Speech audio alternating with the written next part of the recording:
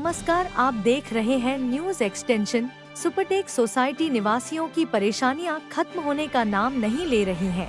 जहां पर निवासी मेंटेनेंस सुविधाओं और रजिस्ट्री के लिए परेशान है, वहीं पर हजारों निवासियों को अभी तक फ्लैट नहीं मिले हैं।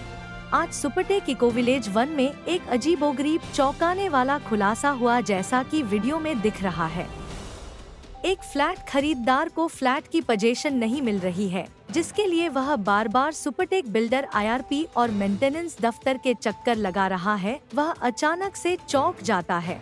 जब वह अपने उस फ्लैट पर जाता है तो वह देखता है कि जो फ्लैट उसने बुक किया था, जिसकी पोजीशन उसको नहीं मिल रही है, हर जगह चक्कर लगा रहा है। वह फ्लैट IRP और मेंटेनेंस एजेंसी ने मिली भगत कर धोखाधड़ी करते हुए उसको मोटी रकम में किराए पर दे रखा है और उसको बिजली भी अवैध रूप से दी जा रही है। आइए आपको कुछ सोसाइटी निवासियों को सुनवाते हैं, जिन्होंने क्या कहा। चैनल को सब्सक्राइब करना ना भूले। परेशान हो गया मैं मिला है। ये 1908 नंबर फ्लैट है और ये एक्चुअल में गुप्ता जी कौन है वो नाम मैं आपको डिटेल कर दूंगा। तो वो एक्चुअल में आप देखिए यहाँ पे ये फ्लैट जो है करीब 9-10 महीने से किराए पे चढ़ा हुआ है, और जबकि ये फ्लैट ऑनर जो है अभी इसको हैंड ओवर सुपरटेक के थ्रू नहीं हुआ है।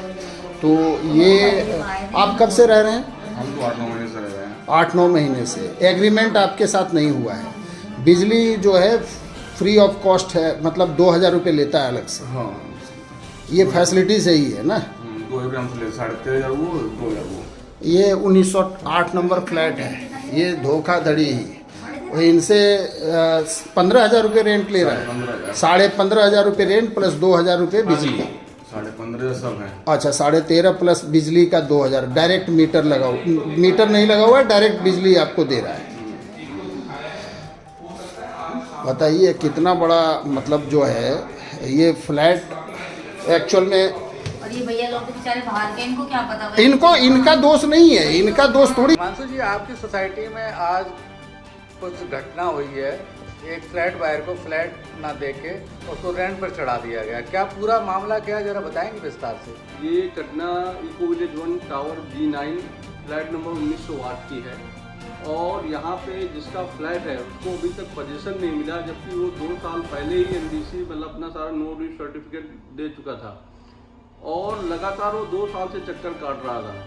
फिर जानकारी ये हुई कि हम लोगों को भी कि ये फ्लैट तो ऑलरेडी रेंट पे है, मतलब जिसका फ्लैट है उसको पोजीशन नहीं दिया गया, और फैसिलिटी और IRP की मिली भगत से ये जो है इसको रेंट पे दे दिया गया बिना एग्रीमेंट के, और कुछ भी नहीं इसके साथ डॉक्यूमेंट्स लिए गए। बड़ी गंभीर समस्या है, और रेंट भी 15,500 रुपये मतलब लिया जा रहा है जो वहाँ पे टेनेंट है, और इसका पैसा कहाँ जा रहा है, क्या IRP को बांटा जा रहा है या जो फैसिलिटी एजेंसीज है उनको जा रहा है, या ग्रेटर नोएडा अथॉरिटी में जा रहा है। ये तीनों की मिली भगत हो रही है। मतलब इस तरीके से अभी तो हमारे लोगों के संज्ञान में एक ही फ्लैट आया। इस तरीके से इको विलेज 1 के अंदर बहुत सारे ऐसे फ्लैट हैं जो इस तरीके से बिल्डर के द्वारा या एजेंसी फैसिलिटी एजेंसी जो काम कर रही है वो रेंट पे दिए हुए हैं। ये बहुत ही दुर्भाग्यपूर्ण है, और मैं पुलिस प्रशासन से यही गुजारिश करूंगा और माननीय मुख्यमंत्री योगी आदित्यनाथ जी से कि इसकी इस तरीके की जो घटनाएं हो रही हैं सुपरटेक इको विलेज 1 में, उसकी जांच कराई जाए, निष्पक्ष जांच कराई जाए एक SIT बनाकर। तो इस तरीके के और भी इसमें होंगे हिमांशु जी, और क्या लगता है कि आपको इसमें बिल्डर मिला हुआ है, IRP मिला हुआ है? क्योंकि अब तो IRP है, बिल्डर का कोई मतलब है यहाँ पर? इसमें बिल्डर भी मिला हुआ है, सुपरटेक का ऑलरेडी अरोड़ा जी कितनी पहुंच है, साथ में IRP को भी पैसा जा रहा है, प्लस जो मेंटेनेंस एजेंसी है उसको भी जा रहा है, क्योंकि 15,500 रुपये अगर लिया जा रहा है और लाइट का कनेक्शन मीटर भी नहीं लगा, वो बाईपास करके लाइट दी गई है। मतलब आप ये समझ सकते हैं कि बिना रेंट एग्रीमेंट के, बिना मीटर के वहाँ पे रह रहा है। इस तरीके से बहुत सारे नेक्सस इको विलेज 1 के अंदर चल रहे हैं, बहुत ही दुर्भाग्यपूर्ण है। संजय जी, ये जो घटना इको विलेज 1 B9 में हुई है, टावर B9 में, इसके बारे में आप क्या कहेंगे? देखिए, अभी कुछ दिनों पहले, करीब 20 दिन पहले एक ऑनर बड़े परेशान अवस्था में यहाँ पे आए थे, और उनको 1 साल हो गया। सुपरटेक ने 10 लाख रुपए के करीब डिमांड दिया हुआ है, नोटिस, और वो एनडीसी लेने के लिए 1 साल से परेशान है। सुपरटेक के ऑफिस में आईआरपी को, सुपरटेक को कई बार दफ्तर में चक्कर लगा लिए, लेकिन उनका पैसा वो डिमांड नोटिस के हिसाब से कम नहीं करना चाहते। अंत में वो यहाँ आए और उन्होंने ये सोचा कि चलो अपने फ्लैट का मुआयना करें और देख लें कि फ्लैट की क्या हालत है, ताकि एनडीसी ले करके और फ्लैट अगर रहने लायक है तो फिर मैं उसमें शिफ्ट हो जाऊँ। लेकिन वहाँ जब देखा तो उनके हाथ से तोते उड़ गए, क्योंकि वो ऑलरेडी किराए पे लगा हुआ था, उसमें कोई और रह रहा था। तो फिर वो हमसे संपर्क में आए, फिर हमने वहाँ जाके तहकीकात की तो पता चला कि वो किराएदार करीब 10 महीने से यहाँ रह रहा है और उसको 15,500 यानी 13,500 किराया और बिजली डायरेक्ट दी हुई है, कोई मीटर नहीं लगा हुआ है उसमें। और वो उससे 2,500 रुपये रेंट एग्रीमेंट के नाम पे भी इन्होंने लिया है फैसिलिटी ने, और गेट पास बना के दिया है, क्योंकि फैसिलिटी के बिना अप्रूवल के कोई गेट पास यहाँ बनेगा नहीं। तो इसमें निश्चित रूप से फैसिलिटी की जो है मिली भगत मुझे दिखाई दे रही है, और हम लोग सभी निवासी इनसे पूछ रहे हैं बार बार, लेकिन वो कोई जवाब अभी नहीं दे रहे हैं, क्योंकि इनकी गलती है। ये बहुत बड़ा घोटाला है, बहुत बड़ा भ्रष्टाचार है। मुझे ये शक है कि यहाँ पे और भी कई सारे फ्लैट इस तरीके से इन्होंने, जिनके जो मूल आवंटी को नहीं मिले हैं, वो फ्लैट इन्होंने किराए पे चढ़ा रखे होंगे और लाखों का 12 न्यारा कर रहे होंगे। हमारे को अभी सुविधा नहीं मिल रही है किसी चीज़ की, कोई यहाँ पे छोटी मोटी सफाई की सुविधा नहीं मिल रही है, और ये लाखों का 12 न्यारा यहाँ कर रहे हैं। बस इतना ही कहना है कि इस सरकार से, कि इस पुलिस से, प्रशासन से कि इस घोटाले का पर्दाफाश करे और दोषियों को कड़ी से कड़ी सख्त हिदायत दे, और इस ग्रेविटी एजेंसी को तत्काल यहाँ से निष्कासित करे। जेबी सिंह जी, ये जो घटना इको विलेज 1 में हुई है, उसके बारे में आपकी क्या राय है? देखिए, अभी तो हमारे को ना इस पे पहला सबूत एविडेंस मिला है। एविडेंस साथ हमने आज फैसिलिटी ग्रुप में पूछा गया है, बट ना तो मनु त्यागी जी, ना मजहर जी, ना ही आईआरपी तक मैसेज पहुंच चुकी है। किसी ने इस पे जो है ना संज्ञान नहीं लिया, ना जवाब देने की जिम्मेदारी समझी है। हालांकि इनका जो है 21 नवंबर से ज्वाइन किया है, 2024 से जब से आए हैं, अवैध वसूली कर रहे हैं। 3,000 कारपेंटर, क्लीनर, डेंटर, किसी से सबसे ले रहे हैं पैसा, जो है लूट मचा रखी है। चोरी की वारदात आए दिन होती है। गुंडई यहाँ बाहर के लोग आ जाते हैं, यहाँ के रेजिडेंट को पीट के चले जाते हैं। बहुत दयनीय स्थिति है, बहुत बुरी स्थिति है। रेजिडेंट का जीना मुहाल कर रखा। अभी हाल फिलहाल पानी टैंक की सफाई न होने के कारण बहुत सारे लोग दूषित पानी पीने से बीमार हुए, हजारों लोग। और इन्होंने ये 2 महीने बाद अपने पानी का सैंपल दिया, टेस्ट करवाया, टैंक क्लीनिंग। हम लोग को बहुत दबाव के बाद तब इन्होंने वार फुटिंग पर टैंक क्लीनिंग कराई। ये टावर B9 की घटना के बारे में थोड़ा सा विस्तृत जानकारी देंगे?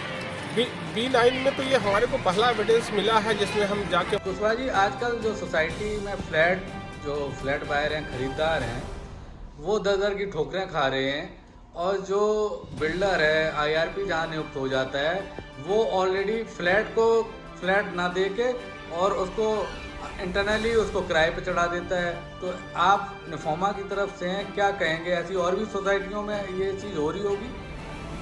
माय गॉड, ये क्या क्या होगा हमारे देश में बायर्स के साथ, समझ नहीं आ रहा है। बायर बेचारा पहले से ही मरा जा रहा है किराया देके और अपने फ्लैट की EMI देके। अब ये नए तरीके का नेक्सस शुरू हो गया है, जो बिल्डर कर रहा है या आईआरपी मिलके कर रहे हैं, इसकी जांच होनी चाहिए। एक बायर बेचारा अपने फ्लैट के लिए बिल्डर के चक्कर लगाया जा रहा है। जो अभी केस आया है सुपरटेक इको विलेज 1 का केस है। बायर बेचारा कह रहा है कि मुझे पैसन दो। बिल्डर कहता है नहीं, अभी समय नहीं। जब बायर जाके देखता है कि भाई वो ऑलरेडी फ्लैट उसका रेंट पे दिया जा चुका है और उससे रेंट भी लिया जा रहा है, तो एक इतना बड़ा घोटाला ये बिल्डर कैसे कर सकता है? क्या इनका ज़मीर मर चुका है? इनको ये नहीं पता है कि बायर बेचारा अपने बच्चों को पालने के लिए, अपने फ्लैट की EMI देने के लिए दिन रात मर रहा है, लेकिन इनको ऐसा लगता है इनका ज़मीर मर गया है, इनकी आत्मा मर चुकी है। मैं तो ये कहता हूँ इसकी जांच कराई जाए। इस तरीके का नेक्सस अभी तो ये एक खुलासा हुआ है। अनु जी, मुझे लग रहा है कि बाकी सोसाइटियों में इस तरह के केसेस हो सकते हैं, जहाँ पे उनको पैसा नहीं दिया गया है और तरखाया जा रहा है। कहीं ना कहीं ये बहुत बड़ा एक नेक्सस इसके साथ है। इसकी जांच होनी चाहिए। और मैं माननीय मुख्यमंत्री जी और प्रधानमंत्री जी ये भी कहूँगा कि आप लोग देश को डेवलप करना चाह रहे हैं, बहुत अच्छी बात है। ये नोएडा NCR एक बहुत बड़ा आपने क्षेत्र डेवलप करने की कसम खाई है कि पूरे देश में इसको चमकाने के लिए। लेकिन जो पुरानी सोसाइटियां हैं जिनके फ्लैट टावर बना के खड़े कर दिए गए हैं, लेकिन उनका कोई पता नहीं, बिल्डर पैसे लेके भाग चुका है। बिल्डर जा रहा है इंसॉल्वेंसी के लिए कि मेरे पास जी कुछ नहीं है, मुझे आप इस इंसॉल्वेंसी पे केस डाल के मुझे एक तरफ कर दो।